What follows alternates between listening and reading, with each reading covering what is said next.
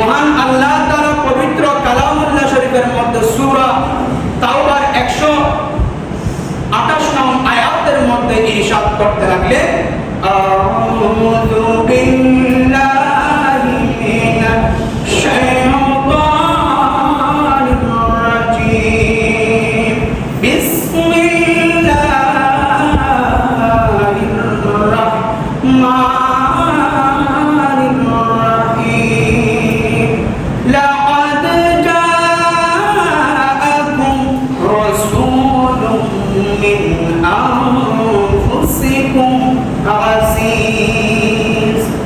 আজিজুন আলাইহি মা আনিতুম হারিসুন আলাইকুম বিল মুমিনিনা রাউফুর রাহিম। মহান আল্লাহ তাআলা এই আয়াতের মধ্যে ইরশাদ করতে লাগলেন, নিশ্চয় তোমাদের কাছে এসেছে তোমাদের মধ্য থেকে একজন রাসূল, তোমাদের দুঃখ কষ্ট তার কাছে কষ্টদায়ক, তিনি তোমাদের মঙ্গলকামী মুমিনদের জন্য স্নেহশীল ও দয়ালু। উচ্চ আওয়াজে বলুন না সুবহানাল্লাহ। এই আয়াতের মধ্যে মহান আল্লাহ তাআলা বলতে লাগলেন,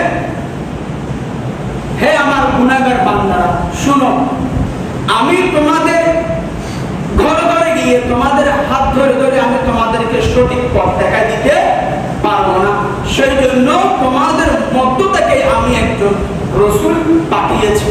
আমাদের মধ্য থেকে বলতে মহান আল্লাহ তাআলা এখানে বুঝিয়েছেন যাকে আমরা চিনি, যার বংশ, যার গুণাগুণ, যার ভিতর বাহির সম্পর্কে আমরা জানি এবং তার সত্যবাদিতা, আমানতদারিতা সম্পর্কে আমরা জানি। সেজন্য মহান আল্লাহ তাআলা বলে, তোমরা যার সম্পর্কে জানো ওরকম একজন ব্যক্তিকে আমি তোমাদের মধ্য থেকে একজন ব্যক্তিকে পাঠিয়েছি, আর তিনি হলেন স্বয়ং আমার বন্ধু।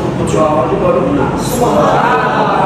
আমি এমন একজন ব্যক্তিকে পাঠিয়েছি তোমাদের মধ্যে রাসূল হিসাবে, যাকে তোমরা জানো, তার সম্পর্কে জানো, তার ক্ষমতা সম্পর্কে জানো, তিনি সম্পর্কে আমার কি হয় সেটাও জানো। অর্থাৎ তোমরা জানো যে এরকম একজন ব্যক্তিকে তোমাদের মধ্যে আমি রাসূল হিসাবে পাঠিয়েছি। আওয়াজ বলুন না সুবহানাল্লাহ।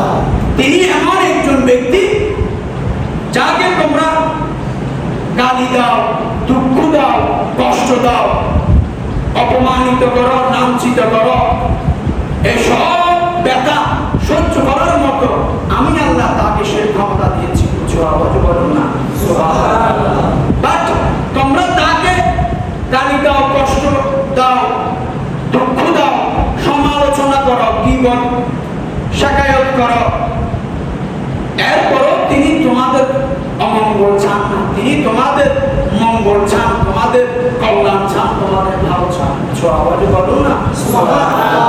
অর্থাৎ আমার রাসূল যখন এই পৃথিবীর জমিনের মধ্যে আসছিলেন, তখন আমার রাসূলকে নিয়ে অনেক সমালোচনা, গীবত এবং অনেক দুঃখ কষ্ট, আক্রমণ, এমনকি মৃত্যুর হুমকি পর্যন্ত দিয়েছিল। তো মহান আল্লাহ তাআলা বলতে লাগলেন, তিনি এমন একজন ব্যক্তি যাকে তোমরা এত কষ্ট দেওয়ার পরেও তিনি তোমাদের অমঙ্গল চান না, তিনি তোমাদের মঙ্গল চান, তোমাদের কল্যাণ চান, তোমাদের ভালো চান। এবং যারা মুমিন তাদের প্রতি তিনি স্নেহশীল ও দয়ালু। অর্থাৎ যারা ঈমান এনেছে, সৎকর্ম করে, ভালো কাজ করে, আল্লাহ তার রাসূলের আদেশ মোতাবেক চলাফেরা করে, তাদের জন্য তিনি স্নেহশীল ও দয়ালু। পরের আয়াতের মধ্যে মহান আল্লাহ তাআলা বলতে লাগলেন, এরপরেও যারা মুখ ফিরিয়ে নিবে, এরপরেও যারা আমার বন্ধুকে অনুসরণ করবে না, এরপরেও যারা আমার বন্ধুর কথা মতো চলবে না, হে হাবিব আপনি তাদেরকে বলে দিন আমার জন্য কাউকে রাখবে না, আমার জন্য আমার আল্লাহ যথেষ্ট। বলুন না সুবহানাল্লাহ।